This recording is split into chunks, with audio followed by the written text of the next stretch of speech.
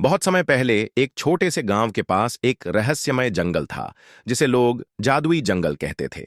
यह जंगल घना, डरावना और अजीब घटनाओं से भरा हुआ था। गांव के लोग कहते थे कि जो भी इसमें गया वह कभी वापस नहीं आया।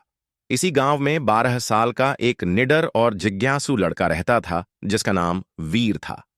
वीर हमेशा नई चीजें जानने के लिए उत्सुक रहता और चुनौतियों से डरता नहीं था।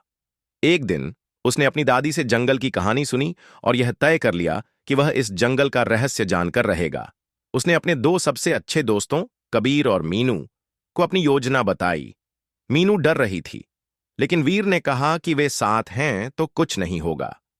अगले दिन तीनों सूरज ढलने से पहले जंगल की ओर बढ़े। जंगल का प्रवेश द्वार बड़ा और डरावना था और अंदर जाते ही अजीब आवाजें सुनाई देने लगीं।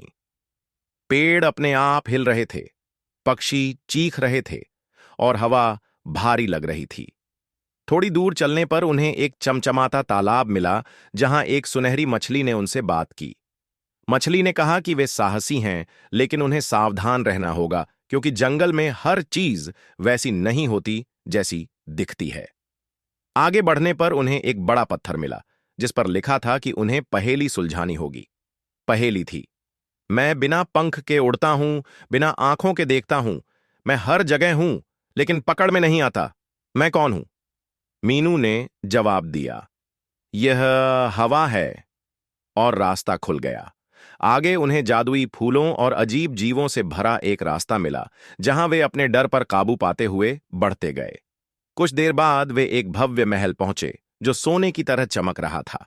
महल के अंदर एक जादुई राजा था, जिसने उनकी हिम्मत की तारीफ की, लेकिन कहा कि उन्हें अंतिम चुनौती पार करनी होगी।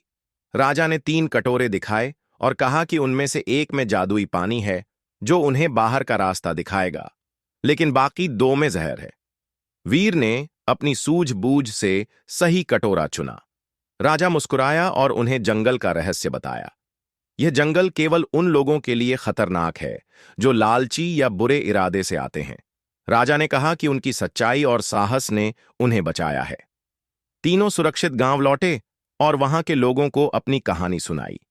वीर ने सबको बताया कि डर को हराकर और दिमाग का इस्तेमाल करके हर चुनौती को पार किया जा सकता है। गांव के लोग वीर की बहादुरी और समझदारी की प्रशंसा करने लगे।